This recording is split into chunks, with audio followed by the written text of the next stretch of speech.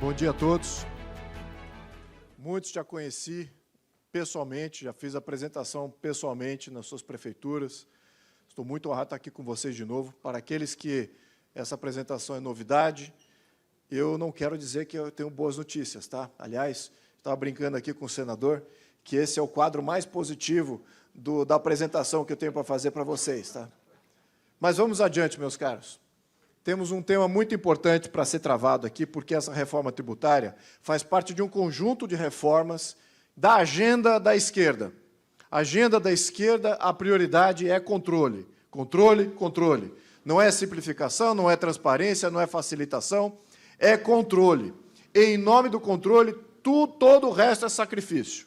Ou seja, qualquer benefício para a sociedade, para os outros entes federativos e para a economia é secundário. E é exatamente nessa mesma toada política que foi tomado essas decisões de reforma tributária. Foi um processo completamente padrão de como que a esquerda faz os seus apoiamentos. Fala que vai fazer uma peregrinação democrática para escutar todo mundo, para escutar todos os estados do Brasil, para escutar todos os setores da economia, para escutar todos os setores da sociedade, escuta, escuta, escuta, mas a proposta já estava pronta. E depois, a rodo, e também por muita coesão e cooptação do Congresso Nacional, através de uma série de benefícios e trocas, eles aprovam uma reforma sem os parlamentares sequer ler. Essa reforma foi aprovada sem a leitura dos parlamentares. Deixar isso bem claro. Então, vamos adiante, meus caros. O que está em mão aqui é isso. O município é o alvo. O município vai desaparecer com essa reforma. Por que eu digo isso? Porque temos uma perda de arrecadação dos municípios, uma perda de autonomia e uma perda de poder de decisão.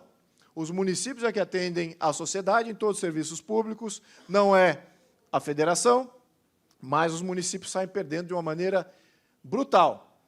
E, claro, não temos uma garantia sequer do governo federal, que é exatamente isso que eles querem fazer. Eu vou direto ao ponto aqui, onde é que é o problema. Essa reforma tributária foi baseada naquele modelo europeu, IVA, Imposto sobre Valor Agregado. Quem entende o Imposto sobre Valor Agregado, sabe como é que ele funciona? Levante a mão, por favor. Muito bem. Eu não quero entrar aqui no tema do IVA especificamente, tá? Como é que o IVA funciona, porque é um tema técnico, podemos entrar nisso ao decorrer do dia. Mas eu quero focar no problema da estrutura de como o IVA está sendo encarado e na sua implementação, que não faz sentido algum. O que temos aqui, no cerne do problema, é isso aqui, ó. É a criação de um conselho federativo para tomar conta de todos os tributos da nação. Todos os tributos municipais, todos os tributos estaduais e federais vão agora estar concentrados nesse Conselho Federativo.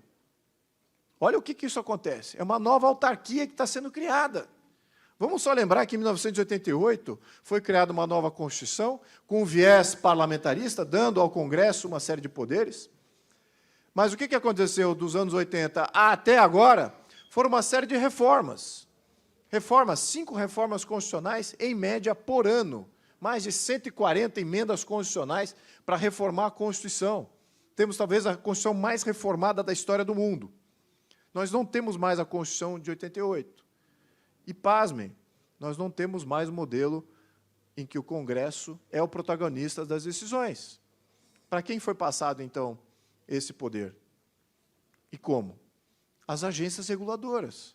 ANEEL, Anatel, CAD, IBAMA, SUFRA, todas essas agências de nomeação do Executivo ganharam poder. Que tipo de poder? Poder legislativo, poder normativo, de taxação e também de definição de normas. E o que está sendo criado agora com a questão tributária? É um outro conselho, uma nova agência que vai tomar conta desse tema. Congresso perde poder. Temos, meus caros, nas mãos, um superpresidencialismo em 2025. Não é nada de parlamentarismo, por mais que eles falem, a Constituição é parlamentar. Não é mais.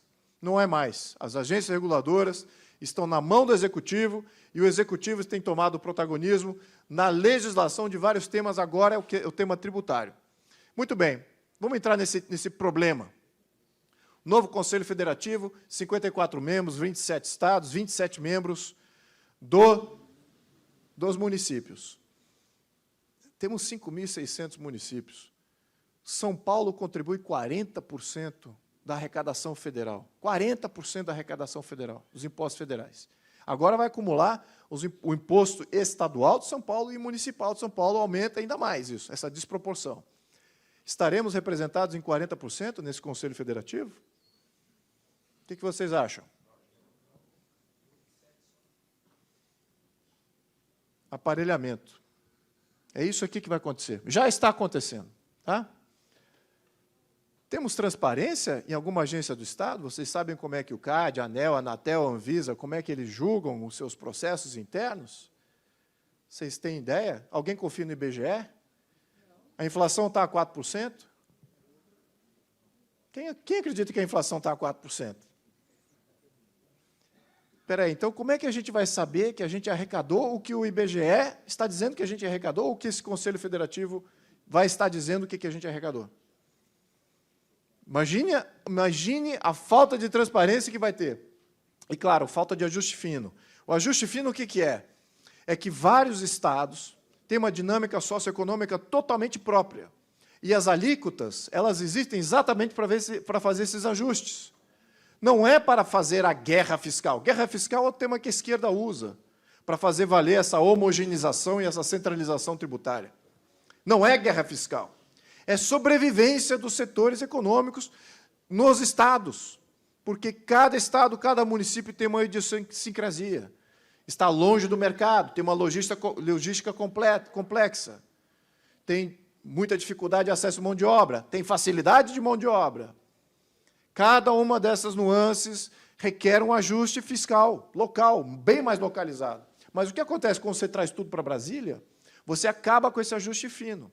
Então, tudo isso está a perder. E quando você não tem um ajuste fino, o que significa? Vários setores, microsetores, subsetores, acabam não conseguindo se sustentar no novo modelo tributário. Comitê gestor tem um grande impasse. É isso que está sendo discutido esse ano, uma disputa política absurda. Alguém de vocês foram contactados para ver como é que está sendo a formação desse comitê gestor? Fomos sondados? São Paulo foi sondado? São Paulo, você é o maior representante aqui tributário do país. Queremos saber como é que vocês querem compor o comitê gestor. Alguém fez essa sondagem? Claro que não.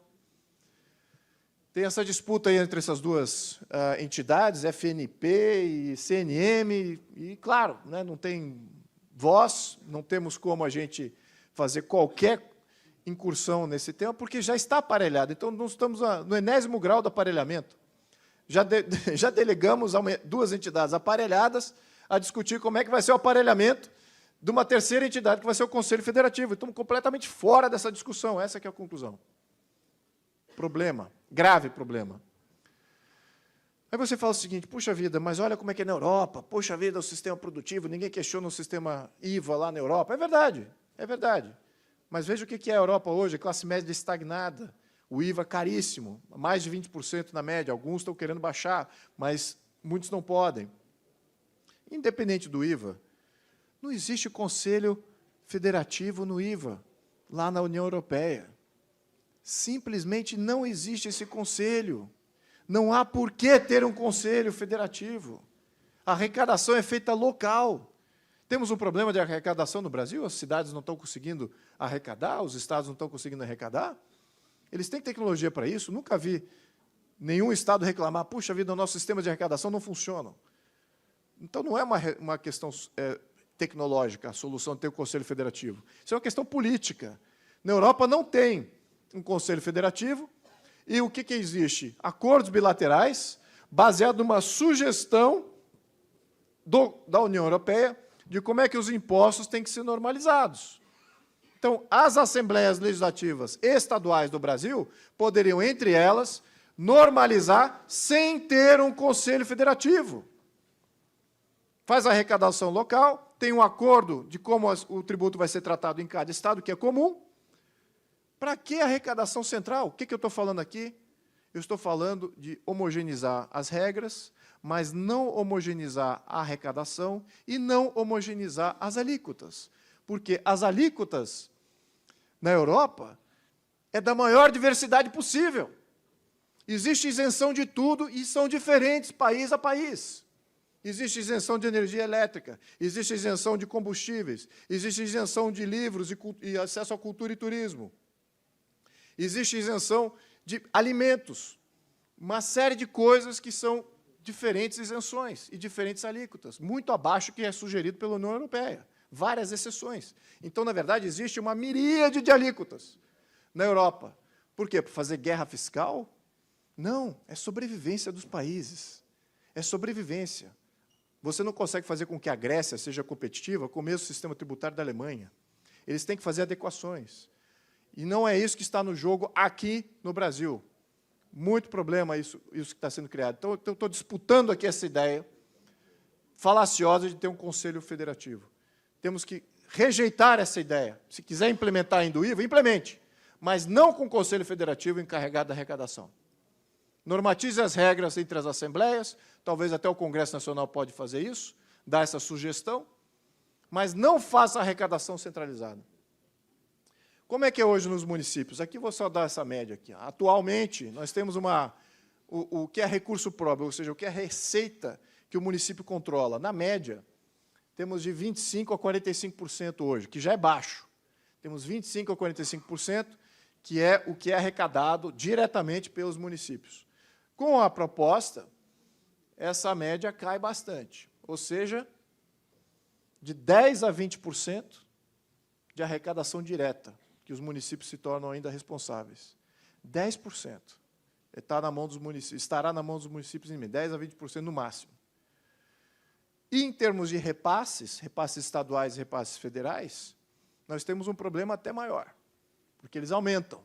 Aqui, na média, aqui todos os tributos que são comandados ainda pelo Estado, temos, na média, 50% a 75%, que é receita tributária repassada para o município. E essa média aumenta de 65% a 90%. Significa o quê? Significa que a dependência do município do repasse pode chegar a 90%. Em alguns casos, a gente sabe, no Norte e Nordeste tem várias cidades que é 100%. É 100%. Simplesmente não tem arrecadação local. Isso significa uma centralização muito grande. Aqui tem os fóruns de discussão. Então, você imagina que você tem um serviço ou uma mineração. Você é uma cidade que tem lá entidades que fazem mineração, ou que tem um serviço que é peculiar da sua cidade, que é específico da sua geolocalização. E você requer adequações na sua cidade. Fazer adequações, incluso a questão tributária. Não só obras públicas para acomodar aquela atividade, mas também atrair e reter as empresas que querem ali usufruir daquela geolocalização. Muito bem. O que acontece com isso? Onde que você vai discutir alíquotas? Você vai fazer fila agora. Qualquer microsetor, subsetor, vai ter que fazer fila no Conselho Federativo, perguntando, por favor, atende aqui meu microsetor. Emprego aqui 2.000 pessoas na minha cidade. Preciso aqui de um tratamento diferenciado. As alíquotas que estão sendo praticadas são inviáveis. E a cidade não tem recurso para atender às necessidades, para equacionar a minha equação financeira, para eu ficar aqui nessa cidade. Aí, não, então vai fazer fila lá no Conselho Federativo. Quem está na tua frente? Todos os estados, todos os grandes setores da economia, fora os interesses internacionais, ou seja, o seu subsetor não vai ser atendido. Aqui o fórum vai ser federal, praticamente, em qualquer disputa. Como se não bastasse a receita, vamos falar da despesa. A despesa, ela também é travada em lei. Aqui você tem travamento de alocação, baseado em lei, e o que acontece? Você fica numa dependência ainda maior, até de deputado federal, com emendas parlamentares, que é uma coisa completamente subjetiva e aleatória, ano a ano. Não se pode contar com isso. Não é positivo até essa questão de emendas parlamentares. Mas é o que acontece. Muitos municípios, apesar de grandes orçamentos, e nessa visita corroborou essa ideia, nós vimos que municípios com um orçamento de 100 milhões, 500 milhões, 1 bilhão, 6 bilhões, todos eles têm o mesmo problema. Travamento, engessamento da receita e engessamento da despesa. E com essa reforma, eles passam a não mais comandar o seu destino. Simplesmente a autonomia some.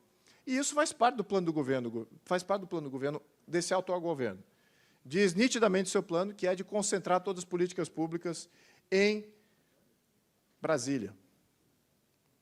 E aqui a despesa já está limitada também no seu uso. Muito bem, então, sem poder de atrair empresas, fim de incentivos, sem controle sobre a receita, espera por repasse, risco de atraso na burocracia. Vocês, prefeitos, vocês têm bastante experiência. Quem recebe os repasses em dia? Repasses estaduais e federais? Ninguém está levantando a mão, hein? Porque não, imagine você ficar dependendo agora, praticamente todo o seu orçamento de um repasse federal e ele não chega. E aí? Como é que fica? Menos investimento local e a população acaba não sendo atendida. O atendimento da população é o prefeito e ele precisa ter esse ajuste fino e orçamento na mão dele. Muito bem. Então, menos caixa, pede poder de negociação e também quem decide é Brasília. É isso que está acontecendo, uma centralização absoluta. O Brasil não pode se dar a esse problema, a criar esse problema, a comprar esse problema. O país é diverso, temos IDHs diversos, Índice de Desenvolvimento Humano, completamente distinto. Sul, Sudeste, Centro-Oeste já está com padrão de IDH nível europeu. Mesmo assim, a dinâmica socioeconômica de cada estado é muito distinta, mesmo dentro desse quadro rico. E no quadro mais carente, Norte e Nordeste, é muito mais distante da realidade que tem aqui. Eu, como deputado federal, fico chocado quando vejo prefeitos do Norte e Nordeste vindo para Brasília e alguns começam a tirar foto da escada rolante. Alguns ficam chocados que entraram num shopping center pela primeira vez.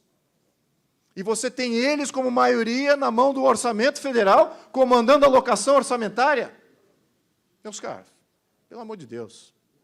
Eles é que têm o poder legislativo e agora vai ser sistematizado distante do Congresso. Ou seja, vai virar uma burocracia tecnocrática em que todos esses desvios, disfunções, aparelhamentos ocorrem completamente às escuras, fora da luz do debate do Congresso Nacional.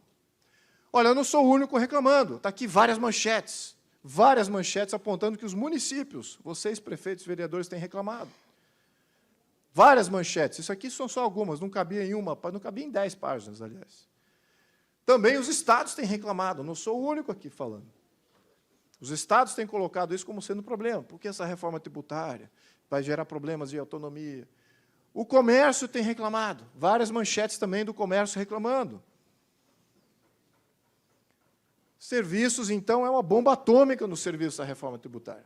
Vai impactar diretamente as empresas de serviço. Várias manchetes lá. E indústria, então, essas aqui viraram a casaca. Porque no início do processo eram totalmente favoráveis. O IVA, ele favorece ao que chama de setores de cauda longa, aqueles que têm várias etapas entre a matéria-prima e o produto acabado, e aí você consegue obter créditos ao longo dessa cauda longa. Muito bem, o IVA serve para isso. Só que mesmo eles agora, depois da última proposta ter sido votada e aprovada no Congresso Nacional, mesmo eles estão dando para trás, está ruim, não vai ser bom para a indústria, não. A pequena e média indústria não vai ter esse benefício do imposto. E, claro, fim das MEIs, imposto presumido. Isso que é o grande problema aqui. Sim, claro. O nosso conselheiro chegou. Por favor. Não, vamos. Por favor. Bertagnoli, grande Bertagnoli. Você está bem? Bem? Tudo bem? Muito obrigado por você estar aqui. Tem muito conhecimento aqui, você pode ajudar muito nesse processo. Agradecemos a presença do conselheiro do Tribunal de Contas do Estado de São Paulo, Marco Aurélio Bertagnoli. Muito obrigada pela presença e agradecer ao deputado. Por favor, deputado, continue. Obrigado. Daqui a pouquinho continuamos, inclusive, com o nosso astronauta, o nosso senador e também o nosso conselheiro do Tribunal de Contas do Estado de São Paulo. Muito obrigada. Muito obrigado. Marco Bertagnoli, Márcio Alvino, temos o Eduardo Cury, vários de vocês que eu fiquei conhecendo, o Lucas tem experiência na gestão municipal. É importante vocês fazerem parte desse fórum para acrescentar a esse tema, que eu tenho certeza que vocês estão do lado certo dessa questão. O fim das MEIs é o que vem com o IVA. O IVA ele impõe nas pequenas e médias empresas mudança, sair do lucro presumido, sair do lucro e ir para o lucro real. Isso significa muito ônus para as pequenas empresas. Vai ter que tomar conta de todos os seus entradas e saídas, todas as suas notas fiscais. Tudo isso é muito mais problemático para uma pequena empresa. Isso mês a mês. Isso torna o custo operacional da empresa, pequena e média empresa, muito problemático. Como é que eu passo adiante aqui? Epa.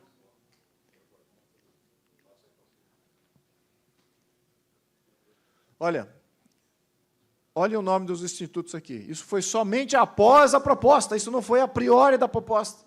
Se nós tivéssemos esse estudo durante os debates em Congresso sobre a reforma tributária, certamente teríamos pensado diferente de botar o dedinho lá para aprovar. E, olha, esse partido foi um exemplo. Votou contra a reforma tributária. Foi o único partido, assim como o Novo, votarem contra a reforma tributária. Os demais foram levados a reboque dessa conjunção política aí. Mas olha a qualidade dos institutos que fizeram estudos com relação a isso. Se acabar as MEIs, olha o que acontece. Se for Instituto Simples Nacional, né? 29%, 30% das empresas vão fechar. Lembrando que esse setor aqui, das MEIs, é 60% no mínimo do emprego nacional. 60% do emprego. 30% vai fechar. 20% vai para a informalidade, continua operando, mas na informalidade. E 18% vão reduzir a atividade, vão fazer menos. Porque é muito mais caro, muito mais difícil, e, claro, você não vai ter como acomodar isso dentro de um cenário muito mais constrito. O consumidor final vai estar pagando muito mais imposto, é o maior IVA do mundo, e, operacionalmente, para as pequenas e médias empresas, eles vão ter mais custo, então menos lucratividade. Eu estou tentando passar aqui, não está... Eu queria passar rápido aqui para... Ah, perfeito. Esse aqui, aludindo aqui ao problema estrutural que a gente está vivendo. Né? Ah, obrigado. Acho que está sem... Obrigado. Isso aqui é um problema estrutural, é um problema maior, mas que São Paulo precisa tomar uma liderança. São Paulo precisa ter um posicionamento. É a falta de representatividade do comando dos seus próprios tributos. Nós já temos uma representatividade limitada, e é isso que acontece. Os tributos são repassados para estados que não produzem nada. E, na verdade, muitos desses estados estão aí com problemas de corrupção, desvio, ou seja, o que é repassado para o Norte e Nordeste nem chega na população final, senão teriam um IDH semelhante ao Sul, Sudeste e Centro-Oeste. Mas não tem, tem um IDH muito mais baixo.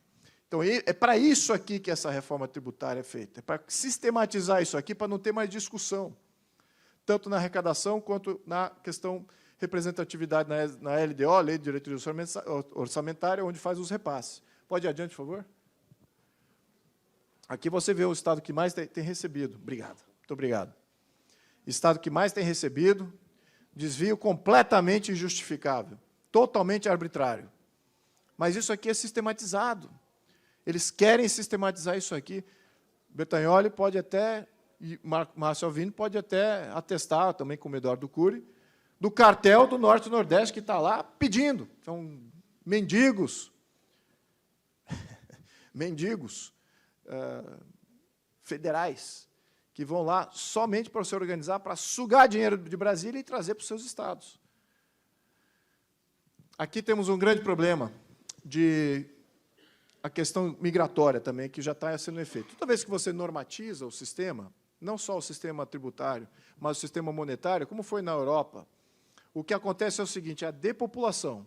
É a depopulação daquelas cidades menores, onde tem um mercado menor, está muito mais longe, a logística é mais complicada, o acesso à matéria-prima para você produzir naquele ambiente também é complicado, a não ser que você seja a fonte. Então, o que acontece quando você normatiza e homogeniza as alíquotas? A tendência é a concentração. E várias cidades mais próximas dos grandes mercados já têm recebido demandas das empresas vindo para São Paulo, até de outros estados, já está acontecendo. E também intraestadual, isso já está acontecendo. Essa concentração já está acontecendo. O Brasil não está fora da norma. Isso já aconteceu na União Europeia. Isso aqui é um exemplo da União Europeia do passado e futuro. Essa é a projeção. Aqui nós vemos os países que aderiram à União Monetária da União Europeia. E olha a tendência de depopulação em vários desses estados mais pobres. São os estados que estavam na cortina de ferro, estados que antes eram da União Soviética, não tinham a industrialização, e o que acontece? Começa uma migração aos estados mais ricos, mais dinâmicos. Isso é natural, não só do ponto de vista estadual, mas também do ponto de vista municipal. Cidades pequenas tendem a se enxugar, as cidades maiores tendem a acumular mais. Alguém recebeu algum relatório com relação aos impactos da reforma tributária aqui? Algum prefeito recebeu algum relatório? O governo promoveu um relatório, olha, o impacto da reforma tributária vai ser positivo nesse item. Alguém recebeu aqui dessa sala? Pois é, ninguém. A verdade é essa. Vai ter uma confusão tributária. Nós já temos um sistema confuso. Precisamos reformar o atual sistema. Validamos isso. É necessário a rediscussão desse atual sistema. Mas o sistema que eles aprovaram é mais confuso ainda. E, olha, um sistema confuso mais outro sistema confuso não significa o dobro dos problemas.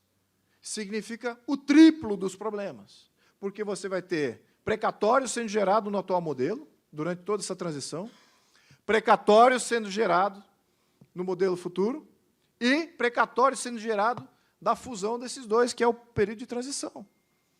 Você vai ter uma compilação de problemas aí, e quem vai ser o receptor disso? Não só os gestores municipais, mas também as pequenas e médias empresas, assim como as grandes. Mudança forçada ao lucro real. Estamos pedindo, literalmente, a todas as empresas, adotem um sistema mais caro de gestão da sua empresa. Isso gera um problema grave de custo operacional. Fornecedores terão que mudar para você ter o benefício. Se o seu fornecedor não está no lucro real, você acaba ficando sem o benefício.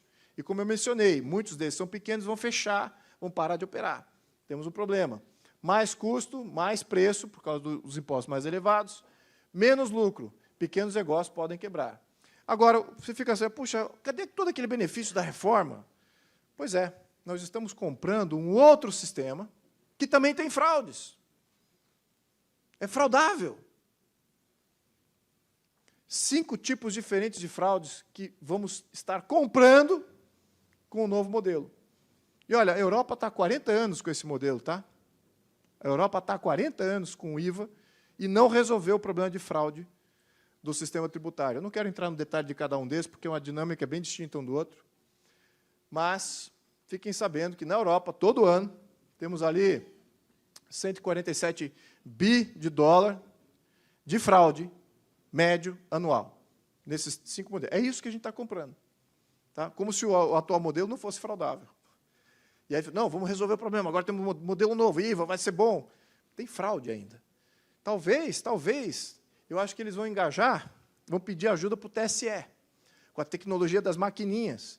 Né? Vamos resolver tecnologicamente todos os problemas de fraude no novo modelo, porque o TSE vai vir com a nova tecnologia, vai resolver a questão do split payment e tudo mais, e não vai ter fraude no modelo futuro. Então, temos um problema grave, meus caros. E, olha, mas a salvação, ela existe, porque estamos numa fase de transição. Temos esse ano em que estamos aí debatendo aquele debate espúrio com relação à participação do Conselho Federativo. O ano que vem começa o teste, 2026. A guilhotina cai em 2027. E o que acontece nesse inteirinho? Nós estamos aqui. Nós estamos aqui. Estamos divulgando o grande problema que compramos de uma maneira completamente espúria. Temos ainda 2, 3 anos para resolver isso. Como é que a gente resolve isso? Conscientização de vários prefeitos e vários vereadores, assim como governadores, senadores e futuro presidente da República, a rever o que foi aprovado. Tudo isso é possível, tá? Tudo isso é possível fazer essa revogação geral de tudo aquilo que foi aprovado, estanque, e começar a redebater a reforma tributária da maneira certa, justa. Né? Não é por aí. Então, temos ainda tempo. Essa é a grande esperança. Não está tudo terminado. Tá? Acabei de pintar em um cenário dantesco, mas temos tempo para a gente fazer essa volta, e 2026 está aí. 2026 está aí. Isso tem que ser uma bandeira. Muito me alegra que o partido, PL, está pegando essa bandeira e está dizendo, isso aqui é importante. Isso aqui é importante para o PL, é importante para o Brasil. Conscientizar prefeitos e vereadores, essa é a primeira fase. A segunda, repúdio, uma carta de repúdio, individualmente, de cada prefeito, ou talvez de um vereador, expoente, ou talvez do partido, quem sabe. Mas é importante, um setor importante da representação política do Brasil, repudiar para poder frear o que está por vir. Isso aqui é inexorável, esses problemas que eu mencionei. Tá? O governo não veio ao encontro de nenhum desses problemas, muito pelo contrário, já está dizendo que é ponto passivo, já passou, mas não passou ainda, não está implementado. E, olha, temos que reavaliar aqui, temos uma PEC que foi da minha autoria, que passou na comissão, na CCJ, passou em comissão especial, unânime. Por quê? Porque essa PEC fazia exatamente o contrário do que faz essa PEC, essa reforma tributária. Ela dá poder ao Estado e ao município, dá autonomia ao Estado e ao município. Precisamos começar a rediscutir isso, se não for essa PEC, mas que seja nessa direcional. É importante a gente rediscutir isso. Já existe pauta na mesa, é uma questão política agora. E, claro, no interim, entre agora e 2026, 2027, quando a gente realmente vai começar a fazer essa mudança, prefeitos e vereadores podem agir. Temos uma PEC, já com 50 assinaturas, começou talvez antes do recesso, ainda vamos continuar agora nesse próximo semestre, é a PEC da desvinculação. Peçam ao seu deputado federal apoiar essa PEC, porque isso dá poder ao município, dá poder ao prefeito. Ele desvincula. Se vocês têm maioria para fazer a desvinculação, o que significa? O repasse federal ele pode ser desvinculado se o município tiver maioria e a Assembleia decidir, olha, vamos desvincular desse repasse. Para onde está indo o repasse? Está indo para a saúde, está indo para a educação. Muito bem, já estou contemplado. Não preciso mais, quero liberar esses recursos que estão lá para outras finalidades, que é do interesse da Prefeitura. Então, quem tem interesse, que acha que é importante, está aqui uma medida importante para você poder nos ajudar no Congresso Nacional, para, nesse interim, a gente poder rediscutir isso. Então, meus caros, a missão aqui e a razão pela qual eu tenho me engajado nesse item especificamente, é porque eu estudo muito essa questão do plano da esquerda, do totalitarismo e como é que eles almejam e como é que eles chegam lá. Isso faz parte de uma agenda muito complexa, mas ela é visível ao mesmo tempo. Ela é denunciada, é pública, e, ao mesmo tempo, o processo que eles fazem também é público. Mas cabe aqui a gente identificar quem é que vai fazer a mudança, quem é a parte mais interessada para entender aonde que o problema bate, onde que o problema bate mais forte, e se mobilizar.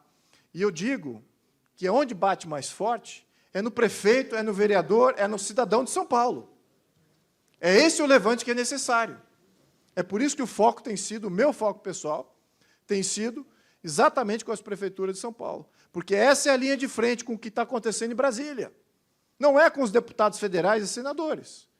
Esses são para representar, mas essa representação precisa estar na base da sociedade e das prefeituras. Precisamos ter esse tema claro e nítido. Não queremos mais a centralização de Brasília. Não queremos Brasília ditando o que é bom aqui para o nosso município. Queremos ter o controle daquilo que é nosso. Nós é que sustentamos praticamente o país inteiro.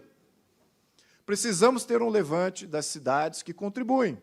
Acreditem, essa semana agora, estive em Porto Alegre, porque lá bateu. Porto Alegre, uma cidade importante do Sul, teve um desastre com a questão das enchentes, e viu-se que o poder federal não faz absolutamente nada. Suga, e quando é uma catástrofe, uma necessidade local, sendo que eles contribuem com o governo federal 40 bilhões por ano, sem ver isso de volta, o governo não fez absolutamente nada. Deixou Rio Grande do Sul completamente a ver navios, do seu próprio dinheiro. É isso que está em jogo, meus caros. Então, o meu ativismo, a minha conscientização é com os prefeitos de São Paulo. Certamente isso vai ter uma reverberação em vários prefeitos além do Estado de São Paulo, sobretudo aqueles prefeitos e prefeituras que contribuem com a arrecadação federal. E, meus caros, essa é a linha de frente. Estou muito honrado de estar aqui com vocês, porque essa é a batalha, essa conscientização que eu quero trazer para vocês. Bem-vindo ao combate. Muito obrigado, bom dia.